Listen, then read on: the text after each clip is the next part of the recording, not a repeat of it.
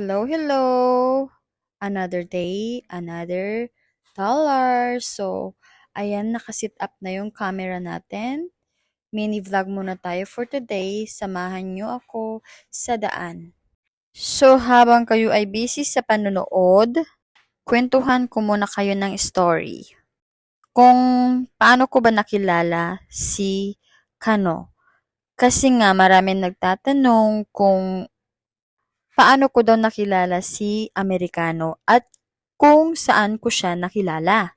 So, back 2016, ay nakipagsapalaran ako sa Korea bilang isang entertainer. At oo, nakaka-homesick talaga sa ibang bansa. Lalo na pag first time mo mag-abroad. May mga katrabaho din ako mga Pilipina, mababait, at sila talaga yung tumulong sa akin para makapag-adjust at malibang ako. So, bilang isang entertainer, ay nagtatrabaho kami ng gabi. At sa umaga naman ay tulog kami. Gabi-gabi kaming lumalaban sa puyat, gabi-gabi kaming lumalaban ng antok. Kinakaya hanggat makakaya para sa pamilya. Kasi alam niyo naman ang hirap ng buhay sa Pinas. Na kahit may trabaho ka sa Pinas ay kinukulang pa din.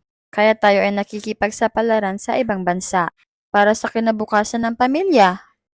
At yun ay habang busy tayo sa pagtatrabaho, may nakikilala tayo na iba't ibang lahi at hindi natin talaga maiwasan na magkagusto sa iba, pero hindi pinalad.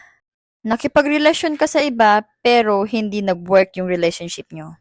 Hanggang one day ay makilala ko si Michael. Michael na US military. Michael na kasal pa.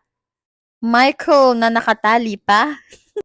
Michael na nakikipag-divorce na. No, no, no, no. Michael na nag-aantay na ng paperwork para sa final divorce. So, after 2 months kami nagkilala or 3 months if I'm not mistaken, ay naging kami na December 2016. Pero hindi pa siya totally divorced kasi wala pa yung paperwork. So, lumalaban kami dalawa. Patago na relationship. Halos 1 taon ata. Oh, no. I think 7 months kaming patago yung relationship namin.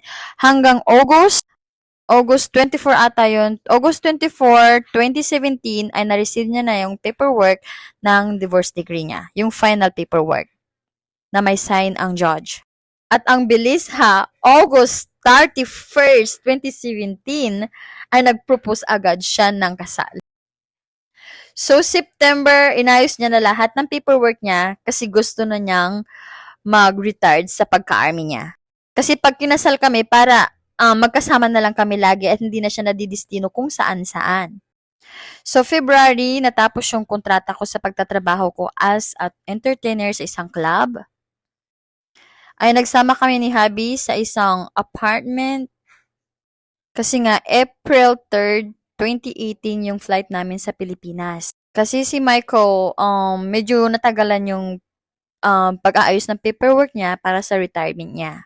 At alam niyo ba, nung propose si Michael, dali-dali na din kami nagpaayos ng ng kasal namin sa Pinas. Yung mother ko ang nag-ayos at saka yung sister-in-law ko din. Ayun na, at nung pagkatapos namin kinasal, May 5th, 2018, July, kailangan nang bumalik ni Michael sa USA kasi nga 1 month lang sana siya mag-AST doon. Nag-extend siya ng another 1 month.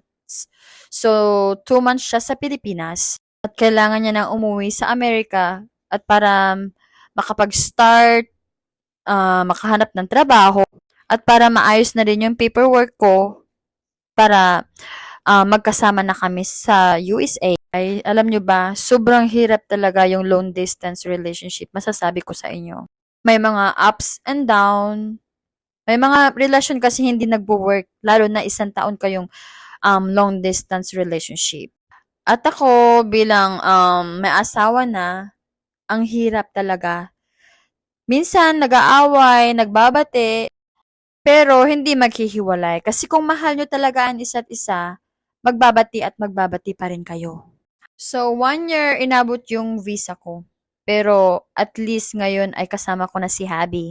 Kaya nga nagpapasalamat ako sa Diyos kasi hindi niya talaga pinabayaan yung relationship namin na masira, na hindi mag-work, at least nag-work at masaya kami magkasama ng asawa ko ngayon.